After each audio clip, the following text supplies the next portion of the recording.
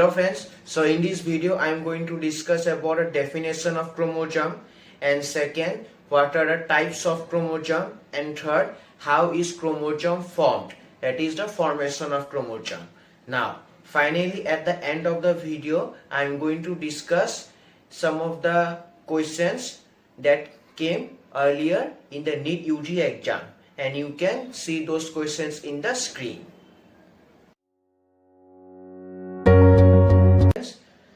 As you already know that inside a cell nucleus is found.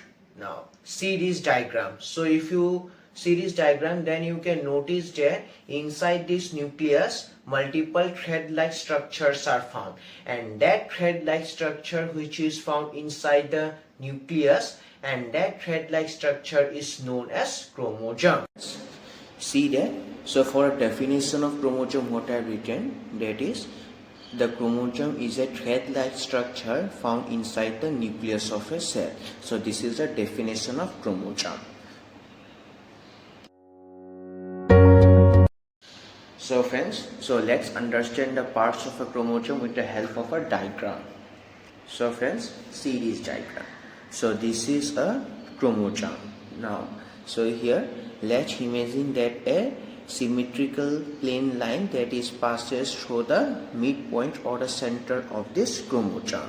So if you see that on either side of that imaginary symmetrical line, both the halves of the chromosome, they are equal and they are identical to each other, and that identical halves of the chromosome is known as chromatids. Now, so what are chromatids? So chromatids are the identical halves of the chromosome located on each side.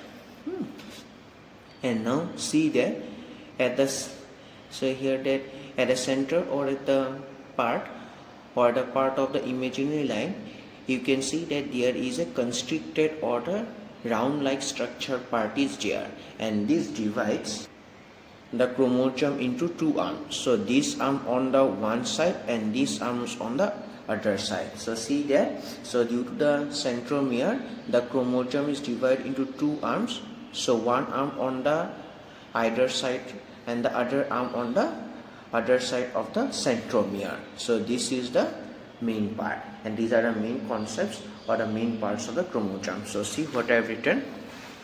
So see that, so the parts of a chromosome, if you see that, so that chromatids and centromeres. So chromatid, if you want to see that, it is one of the two identical halves of a chromosome. So see, so in this it is divided, so this part and this part, so it is one of the two identical halves of the chromosome. So chromatid, that it is one of the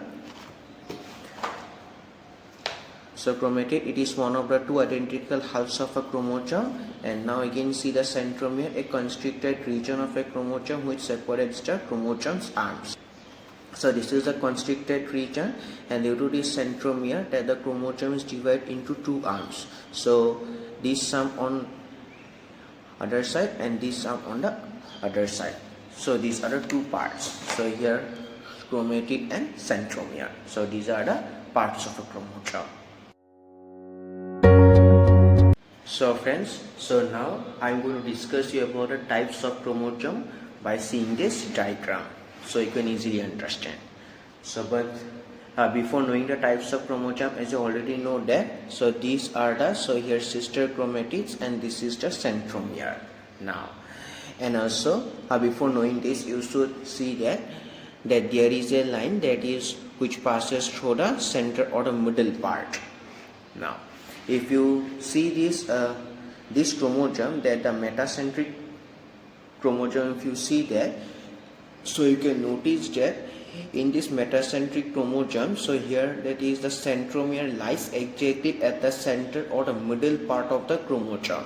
Now as a result, both the arms that is located on the either side of the metacentric chromosome, they are equal to one another. See, so if you see the length of this part, the length of this part as well as the length of this part, so here both the lengths of the arms, they are equal to each other, and the centromere, so here lies exactly at the center or the midpoint of the chromosome.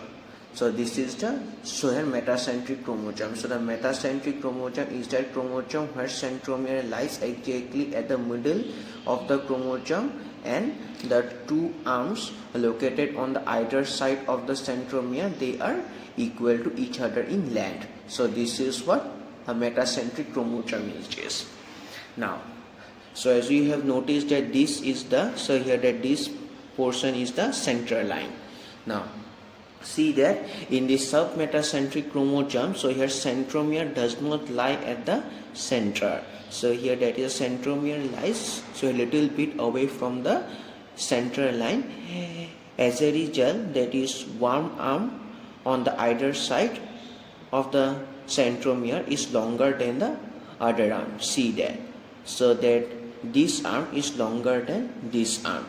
So this is a submetacentric chromosome. So what you have to remember in case of submetacentric chromosome is that in case of submetacentric chromosome, so here centromere lies little bit away from the center or the middle point of the chromosome, and due to this one arm is longer than the other. So this is submetacentric chromosome. Now again let's see the acrocentric chromosome. So if you see the acrocentric chromosome, so in the acrocentric chromosome, so here centromere lies almost near the end of the chromosome. As a result, that is the one arm is very longer and the other arm is very short. So in case of acrocentric chromosome, what you have to remember is that so here centromere lies very close towards the end, and in this case one arm is very long and the other arm is very short. So this is the acrocentric chromosome, and this is a telocentric chromosome. So see, so as you can notice that in telocentric chromosome, so here that is a centromere lies exactly at the end. As a result, only one arm is there, and that arm is long arm, and there is no short arm in the case of telocentric chromosome.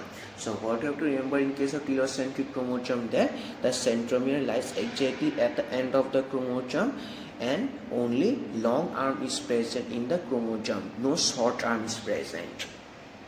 So see what I have written. So here types of chromosome. The first one is a metacentric chromosome, the chromosome where both the arms they are of equal in length, and that centromere lies exactly at the middle of the chromosome, and that chromosome is known as metacentric chromosome.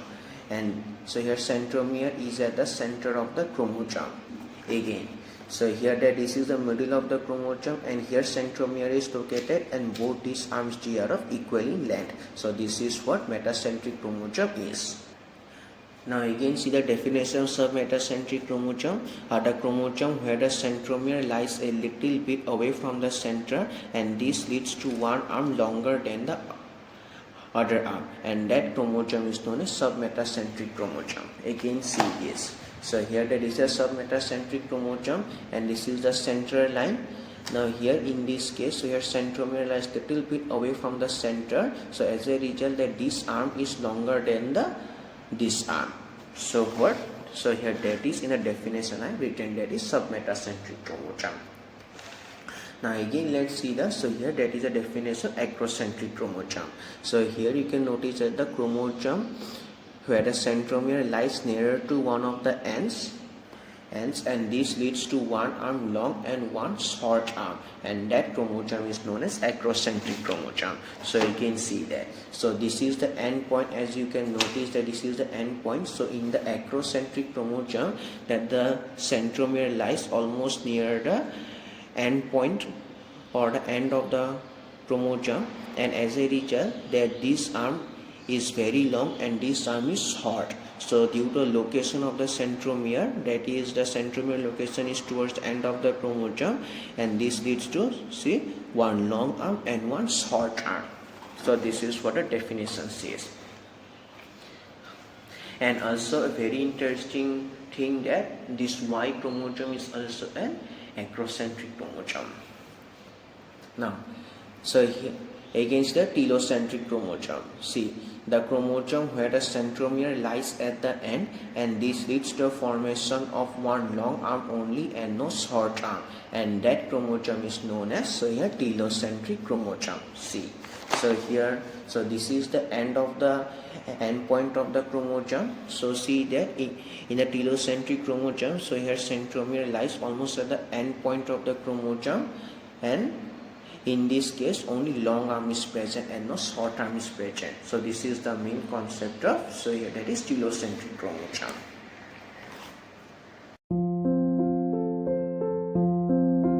So let's discuss about the formation of chromosome.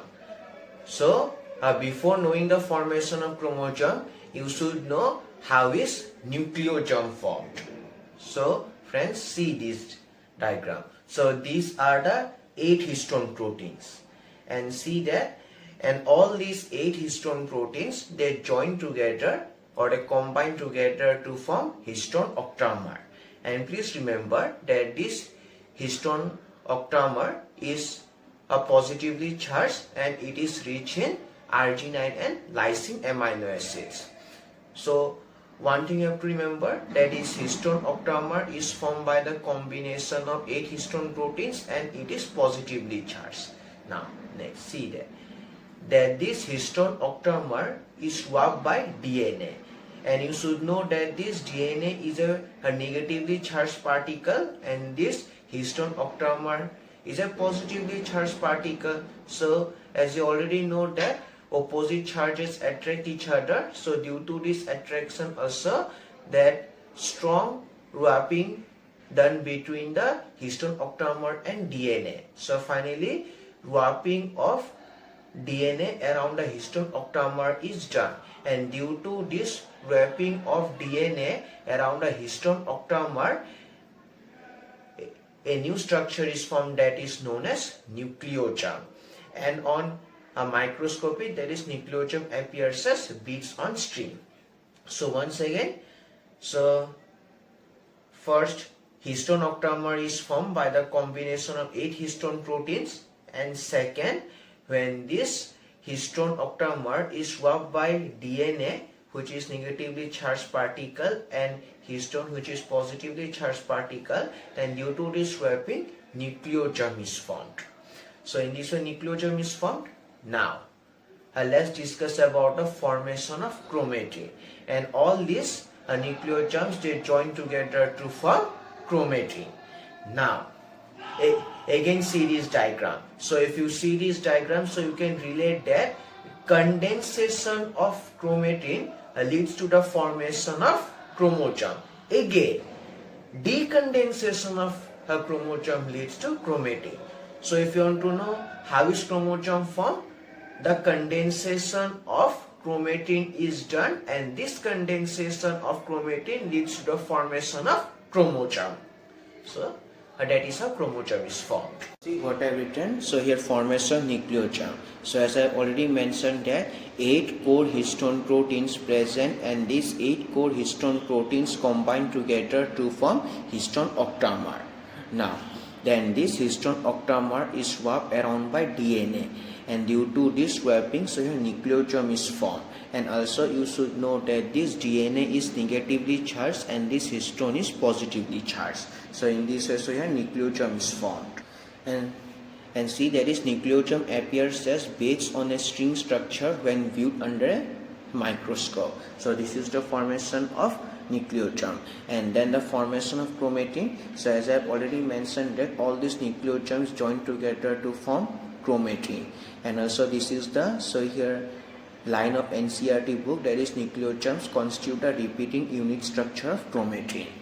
So now the formation of chromosome, as you see, so here condensation of chromatin done, and this leads to the formation of chromosome. So friends, so let's read the diagram. So see there, in eukaryotes there is a set of positively charged basic proteins called histones. A protein acquires, so here that you should know that histones, why histones are positively charged, because histones are rich in the basic amino acid residues lysine and arginine. both the amino acid residues carry positive charges in their side chains. So therefore that is histone is also, so here positively basic charged protein. As I mentioned that histones, they are positively charged. So please remember this, that histones, so here there is positively charged basic histones. And all this, so here that is histones are organized to form a unit of 8 molecules called histone octamer. So this is also very important. So histone octamer. And the negatively charged DNA, so see that negatively charged DNA is swapped around the positively charged histone octamer to form a structure known as nucleoderm. Now again see that a typical nucleoderm, so here contains 200 base pairs of DNA helix. And again see that these nucleoderms, so here constitute a repeating unit structure in nucleus known as chromatin, and this chromatin appears as thread stained a colored body seen in nucleus. And these nucleoderms are seen as, so here beads on string when viewed under the microscope. So these are the main basic points which will help you to solve the question. So that histones are positively charged, and this DNA, see that this DNA is negatively charged, and this, so here that is DNA wraps around the positively charged histone octamer to form nucleoderm. So these are all the basic points. So friends, so as you already know that condensation of chromatin done, and this condensation of chromatin leads to formation of chromosome. Now friends, so see this diagram. So if you see this diagram, so you can notice that there are two types of chromatins. The first one is the euchromatin and the next one is the heterochromatin. So if you see that in the case of euchromatin, that condensation is less as compared to the heterochromatin.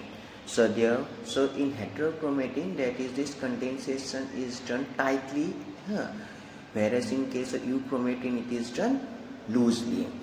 And on that basis also, so here that is chromatin divided into euchromatin and heterochromatin. So see that, so here chromatin that is lessly condensed, and that chromatin is known as euchromatin, and chromatin that is tightly condensed, and that chromatin is known as heterochromatin. So you have understood that is what is euchromatin and what is heterochromatin. Now friends, now I am going to explain that is why euchromatin is transcriptionally more active than heterochromatin. So friends, as you already know that central dogma of biology, so here says that from DNA, RNA is formed, and that process by which RNA is formed from DNA is known as transcription, and from RNA, so here protein is formed by the process of translation. So see what is transcription from DNA, RNA is formed, and that process is known as transcription. And you know that for transcription that is DNA is also required now. But as you already know that this DNA wraps around the histone to form nucleoderm, and then this nucleoderm join together to form chromatin and then chromosome. But now you please again see this diagram. So if you see this, so you can notice that the formation of chromosome is reversed. That means again through the process of decondensation, that is chromatin can be obtained, and again when chromatin is decondensed again, so here again when chromatin is decondensed, so here again DNA can be obtained. So therefore that chromatin is considered best, from which DNA can be obtained easily. And for that is obtaining or the release of DNA from the chromatin, that is the chromatin must be decondensed so that DNA can be released. But as I have already mentioned that in euchromatin this condensation is less, so therefore that it can easily undergo decondensation to release DNA. So therefore euchromatin is considered transcriptionally active. So see what I have written there. So here that since euchromatin is less condensed than heterochromatin, so therefore euchromatin can easily be converted to DNA than heterochromatin. So therefore DNA can be easily obtained from euchromatin. So see, so here DNA, so this DNA is for transcription, and therefore euchromatin is transcriptionally more active than heterochromatin. So once again, so as you have already understood that that is for transcription DNA is required. And what is transcription? So here that is RNA formation from DNA, that is RNA is formed from DNA, and that process is known as transcription, and for transcription DNA is required. And see there, and since this euchromatin that is less condensed than heterochromatin, by seeing the diagram you can easily recognize. So therefore that is euchromatin can be easily converted to DNA than heterochromatin. So DNA can be easily obtained from euchromatin, and this DNA is for transcription, and therefore euchromatin is transcriptionally more active than heterochromatin. And this is also one of the very important parts of your book NCERT. So see there, so here that is the chromatin. So here that this chromatin is packaged to form that. So here that is coil and condensed at metaphase, so here to form chromosome. So here in this way, so here chromosome is formed from chromatin. And also that this packaging of chromatin, so here requires, so here that is proteins, so here referred to as, so here basically you can see that is non-histone, that is chromosomal proteins. But see that, so here in a typical nucleus, that is a region of chromatin where loosely packed. So here in a typical nucleus, some region of the chromatin are loosely packed, and this referred to as euchromatin. So this is very important. And in chromatin that is densely packed, and that is known as heterochromatin. And see that euchromatin is said to be transcriptionally active chromatin, whereas heterochromatin is inactive, as I have explained the region for the that is transcription. Friends, now see this question. So if you see question, so read the following statements and choose the set of correct statements. So in this question you mainly have to decide that is which statement is correct and which statement is false. Now the first one says that euchromatin is a loosely packed chromatin. Yes. Why? As I've already mentioned that here, see that the chromatin that is lessly condensed or lessly packed is known as euchromatin, and the chromatin that is tightly condensed are known as heterochromatin. So for this question number 1, that is the option A. So if you want to see that, so for the question number 1, that is option A, that is euchromatin is loosely packed chromatin, it is true. So option A is true. Now so here heterochromatin is transcriptionally active, it is false. So here, as I have already mentioned, that euchromatin is transcriptionally more active than heterochromatin. And why? Because that is from euchromatin, that is DNA can be easily obtained as compared to heterochromatin, and for transcription DNA is required. So therefore second statement is, so here that is heterochromatin is transcriptionally active, it is false. So option B is false. Now so here histone octamer is swapped by negatively charged DNA nucleotome. Yes, it is true, because that is histone octamer is swapped by DNA, then only there is nucleotome is formed. So therefore that is option C is true. Now option D, C, histones are rich in lysine and arginine. Yes, it is true, as it is mentioned in your book. Now see that a typical nucleotome contains 400 base pairs of DNA helix. No, it is false. It contains 200 base pairs of DNA helix. See, that is a typical, so a nucleotome contains 200 base pairs of DNA helix. So not 400 base pairs of DNA helix. So that option E is also false. So this is the correct statement for question number 1. Now again see another question. So see this question. So see that when the centromere is situated in the middle of two equal arms of chromosomes, the chromosome is referred to as. So when the centromere, see that when the centromere is situated in the middle of two equal arms of chromosomes, the centromere is known as, so the answer is metacentric. So see that in case of metacentric, you can see that the centromere is exactly at the center, and this leads to formation of two equal arms. So the answer of the question, that is when the centromere is situated in the middle of the two equal arms of chromosome, the chromosome is referred to as metacentric. So the answer of the question number 2 is B. That's all.